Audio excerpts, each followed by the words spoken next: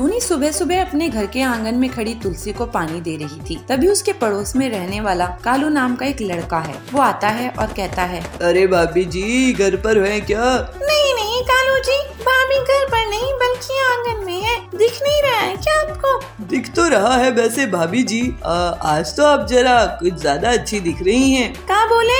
भाभी जी मैं कह रहा था कि आप आज बहुत खुश लग रही हैं। अरे हाँ, वो तो मैं हमेशा ही रहती हूँ, इसमें कोई नई बात थोड़ी ना है। ऐसे ही और वो बातें करने लगते हैं। और कुछ देर बाद जब टूनी घर के अंदर जाती है तो उसकी सास मैना उससे कहती है, क्या हुआ बहू, इतना समय कैसे लग गया? अरे वो माँ जी, हम ना तुलसी को पानी दे रहे थे तो तभी पड़ोस के कालू जी आ गए और हमसे वो बतियाने लगे। अरे उस कालू को तो कोई काम है ही नहीं, पूरे दिन निठल्लों की तरह इधर उधर घूमता रहता है। कालू के बारे में बात हो ही रही थी कि तभी कालू भी वहाँ एक कटोरी हाथ में लेकर पहुँच जाता है और कहता है, लगता है हमारे ही बारे में बातें चल रही हैं। लो ये लो, शैतान का नाम लिया और शैतान हाजिर। और तू ये कटोरी लेकर क्यों घूम रहा है? अरे आंटी जी, वो मेरे घर में ना चीनी खत्म हो गई है और मैं चाय बनाने ही जा रहा था तो मैंने सोचा कि अब मैं क्या दुकान पर जाऊं, यहीं से कुछ चीनी मांग लेता हूं, आखिर पड़ोसी किस दिन काम आएंगे। तभी टूनी कहती है, हाँ हाँ सही किया आपने कालू जी, लाइए दीजिए कटोरी, हम अभी आपको चीनी लाकर देते हैं। टूनी काली को एक कटोरी चीनी लाकर देती है और वो कहता है,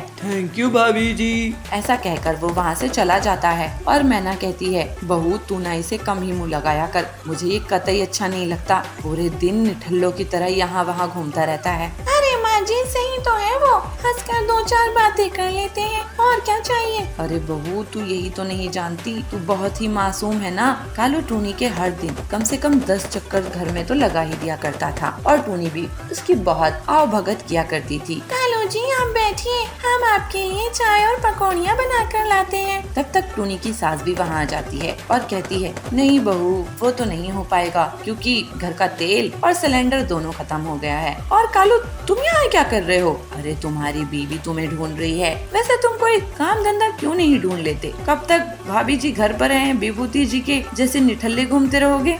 ये बात सुनकर तो कालू दुम दुबाते हुए वहाँ से भाग जाता है और टूनी और उसकी सास हंसकर मुस्कुराने लगती हैं। कलका नगर के गांव के जंगल में पीलू देवी काली की भक्ति करती थी। वो हर दिन काली देवी को भोग और फूल अर्पित करती थी और आरती और अगरबत्ती से पूजा करती थी। पीलू नाव चलाकर घर का खर्चा निकालती थी। पीलू के बूढ़े माँ बाप उसके साथ रहते थे। हे काली माँ, आप ही मेरी बेटी का ख्याल रखना, इसे अच्छा पति मिले, ये खुश रहे। इसकी तो नाव भी अब पुरानी हो गई है, मुझे बहुत चिंता रहती है इसकी। अगले दिन पीलू नदी में जाती है और तभी उसको जाबाज मिलता है। वो वहाँ का गुंडा था। पीलू अब से तू यहाँ नाव नहीं चलाएगी, ये मेरा इलाका है। नदी किसी का इलाका नहीं होता जाबाज जी, मेरे घर में बूढ़े माँ बाप है, मुझे उनके लिए कमाना है। तू मुझसे अकड़ दिखाएगी तो तेरी खैर नहीं, कल से दिखना नहीं मुझे। पीलू ये बात जाकर काली देवी के सामने कह देती है और वो दूसरे दिन भी अपने नाव लेकर काम पर जाती है। और पीलू पूरे दिन नाव से काम करके शाम में पैसे लेकर घर जाती है। दूर से जाबाज उसको देख लेता है। ये पिद्दी चिड़िया पीलू, इसकी बहुत हिम्मत है मेरे सामने अकड़ दिखाने की, इसको तो मैं अच्छे से मजा चखाऊंगा। पीलू को रास्ते में जाबाज के गुंडे घेर लेते हैं और उससे पैसे छीन लेते हैं। हे माँ काली, ये क्या हो गया? मेरे मेहनत की कमाई ये तो गुंडे छीन कर ले गए। मेरे बूढ़े माँ बाप के लिए खाना और दवाई कहाँ से लाऊंगी? पीलू रोते रोते देवी के सामने सारी बात रखती है। अगले दिन पीलू फिर से काम में जाती है। जब वो लौट रही थी तब जाबाज उसको फिर से घेर लेता है। तुझे तेरी माँ पिताजी के साथ जंगल से बाहर भेज दूंगा पीलू, अब पूरे पैसे निकाल। नहीं, मैं तुझ जैसे गुंडों से डरने वाली नहीं हूँ, मेरी माँ काली मेरी रक्षा करेगी। लेकिन जाबाज नहीं रुकता और उससे पैसे छीन लेता है और उसकी पुरानी नाव भी तोड़ देता है। पीलू रोने लगती है और रोते रोते काली के मंदिर जाती है। माँ काली, मुझसे जो भी भूल हुई है उसके लिए मैं माफी मांगती हूँ, लेकिन इसकी सजा मेरे माता पिता को नहीं दीजिए।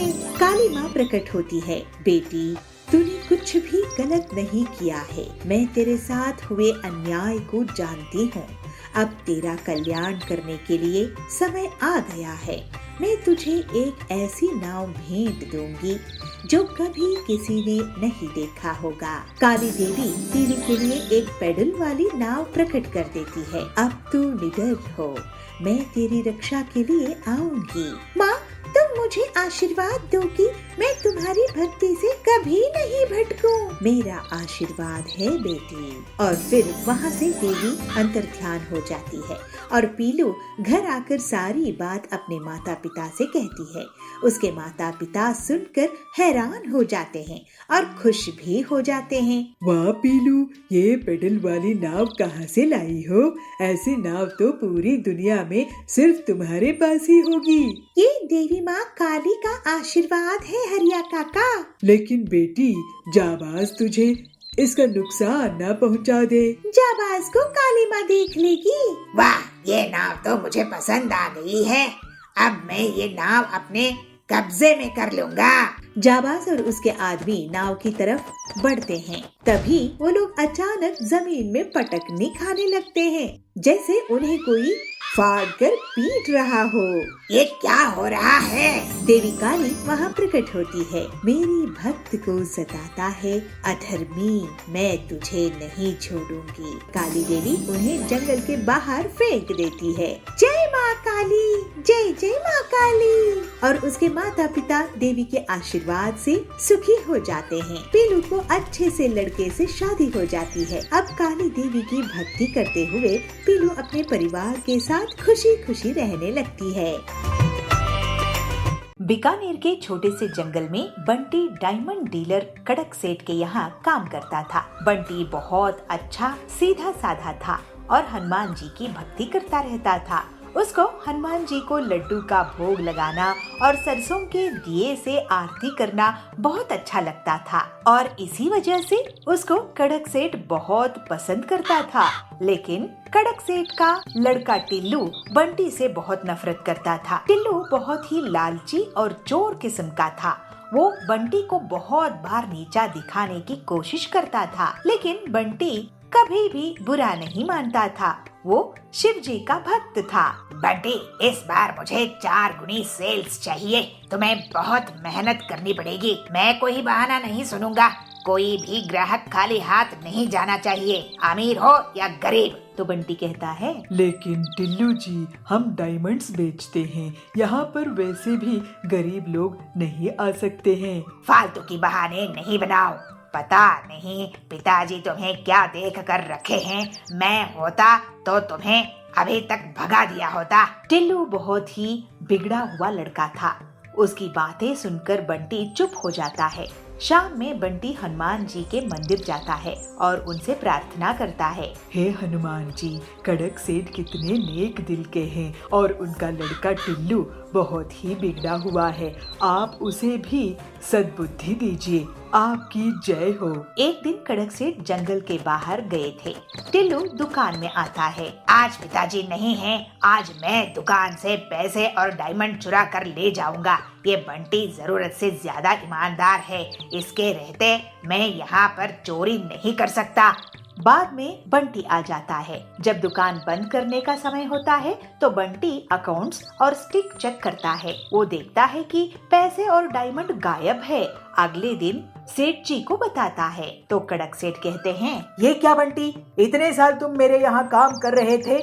मैं तुम पर कितना भरोसा करता हूँ। ये मेरे लिए बड़ा नुकसान हो गया है। इसकी जिम्मेदारी तुम्हारी है। अब इसकी भरपाई कैसे करोगे तुम? तो बंटी कहता है, लेकिन सेठ जी, मेरा भरोसा कीजिए, मैंने चोरी नहीं की है। मुझे मेरे नुकसान की भरपाई कर दो बस। मैं तुम्हारी अच्छाई के कारण तुम पर पुलिस कंप्लेंट नहीं कर रहा हूँ। बंटी दुखी मन से दुकान से चला जाता है। वो हनुमान जी के मंदिर में बैठकर रोने लगता है। हे हनुमान जी, मैंने कभी भी किसी का नुकसान नहीं किया है। अब मैं क्या करूं? इतनी बड़ी रकम मैं कहां से जुटाऊं? मुझे तो अब कोई काम भी नहीं देगा। हर कोई मुझे चोर ही समझेगा। असल में टिल्लू चोर है, लेकिन मैं कैसे कड़क सेठ को बताऊं? उसका रोना सुनकर हनुमान जी वहाँ प्रकट हो जाते हैं। दुखी मत हो बंटी बेटा, तुम तो बहुत नेक दिल के हो। तुम्हारी भक्ति से मैं बहुत खुश हूँ। चिंता मत करो, तुम्हारी सारी तकलीफें दूर हो जाएंगी। ये मणि रखो और इसको अपने घर के बाहर मिट्टी में लगा देना। इसमें से हीरे के फल निकलेंगे और जैसे ही टिल्लू इस पेड़ के पास आएगा वो सब सच उगलने लगेगा। जय हनुमान जी, जय हनुमान जी, जय जय हनुमान जी। और फिर जैसा हनुमान जी ने कह के गए थे बंटी वैसा करता है और देखते ही देखते उसके यहाँ डायमंड्स का पेड़ उग जाता है। टिल्लू को ये बात पता चलती है। वो अपने पिताजी के साथ वहाँ आता है। जैसे ही वो पेड़ के सामने आता है वो सच उगलने लगता है। पिताजी, मैं बंटी की ईमानदारी से नफरत करता हूँ और इसी वजह से इसको मैंने झूठे केस में फंसाया है और आपकी नजरों में गिरा दिया। अब ये मैं कैसे सब सच सच बोल दिया? तो कड़क कहते हैं, तुम सच कह रहे थे टिल्लू। बंटी हनुमान जी का भक्त है। अब उसकी भक्ति के असर से ही तुम खुद मान गए कि असली चोर तुम हो। मुझे माफ कर दो बंटी, मैंने तुम जैसे नेक दिल वाले हनुमान भक्त पर शक किया। तुम्हारे हीरे के पेड़ से अब तुम खूब तरक्की करो। सेठ जी, ये सब तो हनुमान जी की कृपा से हुआ है, वरना मेरी इतनी हैसियत कहाँ। मैं अब हनुमान जी के नाम से गरीबों को खाना खिलाऊंगा और उनकी अब और जोरों शोरों से भक्ति करूंगा। फिर बंटी पूरी ईमानदारी के साथ काम में जुट जाता है और हनुमान जी की कृपा से उसका जीवन अब हमेशा के लिए सुधर जाता है।